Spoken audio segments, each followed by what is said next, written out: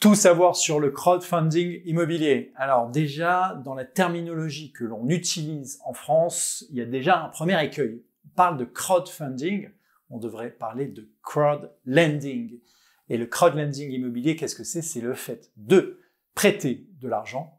Je suis épargnant, je vais prêter de l'argent à un opérateur immobilier. Alors, il y a différentes natures d'opérateurs immobiliers. Vous avez généralement les promoteurs immobiliers et vous avez les marchands de biens immobiliers. Donc, c'est les deux grandes natures d'opérateurs immobiliers qui sont financés par le crowdfunding ou le crowdlending immobilier, si vous voulez être un petit peu plus précis dans la dénomination.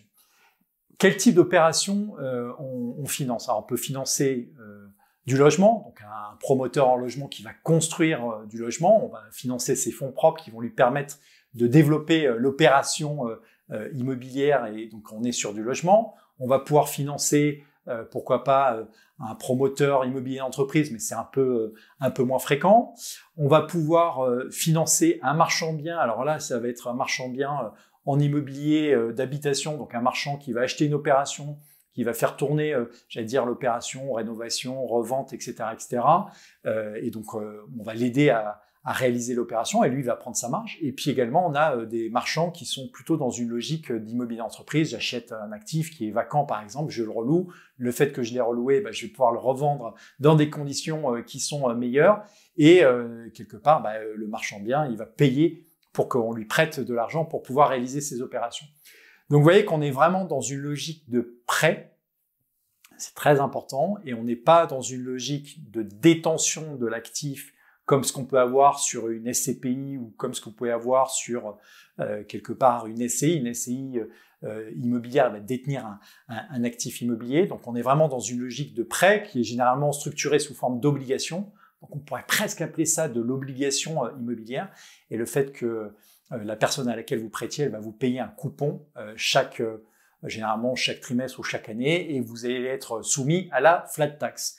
Alors l'intérêt, c'est que qu'il y a plein de plateformes de crowdfunding sur le marché qui vous permettent de quelque part investir dans le prêt en immobilier à partir de quelques dizaines d'euros. Donc ça, c'est vraiment le sujet qu'il faut avoir en tête.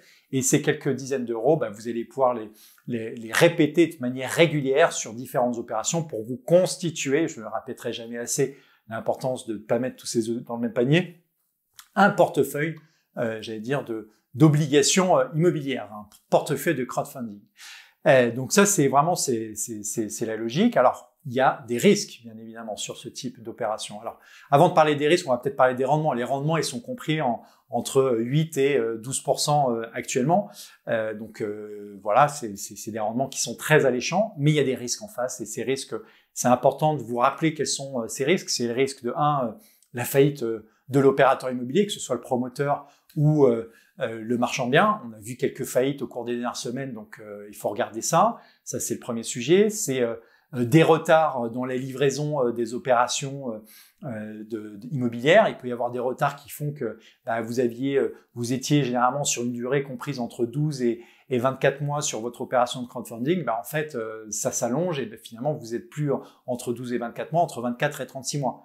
Donc ça, c'est des éléments, une fois de plus, c'est de l'épargne non liquide dont il ne faut pas avoir besoin.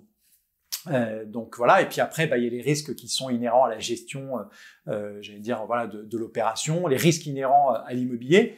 Voilà, donc moi je trouve que le crowdfunding, ça s'adresse vraiment à des épargnants qui comprennent bien cette logique de marché immobilier, qui comprennent bien cette logique de promotion, de marchand de biens. Donc vous voyez, il y a pas mal de notions à connaître, voilà, et c'est de l'épargne, j'allais dire, non essentielle. Donc, vu qu'on n'est pas sur de l'épargne liquide, et d'ailleurs sur l'épargne liquide, je vous invite à regarder notre vidéo sur est-ce que quelque part l'immobilier, en tout cas la pierre papier, est liquide. Voilà, donc ça c'est vraiment c'est un outil de gestion de patrimoine, en tout cas le crowdlending qui a fait son apparition il y a quelques années. C'est très encadré, il faut toujours regarder à ce que ce soit une plateforme qui soit agréée par l'autorité des marchés financiers. Et ça a sa place dans son patrimoine, mais sur une quote-part qui me paraît assez petite parce que ça ne répond pas aux mêmes objectifs patrimoniaux, par exemple qu'une SCPI ou qu'un groupement forestier ou que de l'assurance vie, etc., etc. Et on est sur une logique patrimoniale, pour moi, qui est très différente et qui est beaucoup plus spéculative. Si vous avez des questions, des remarques, je serais intéressé bien évidemment d'échanger avec vous sur cette logique du crowdfunding parce que on voit bien qu'il y a plein de gens qui sont adeptes du crowdfunding, mais moi j'ai envie d'être un peu challengé par ces gens-là pour pouvoir quelque part mettre en avant nos arguments que l'on a au sein de Meilleur SCPI. À très vite sur meilleurscpi.com.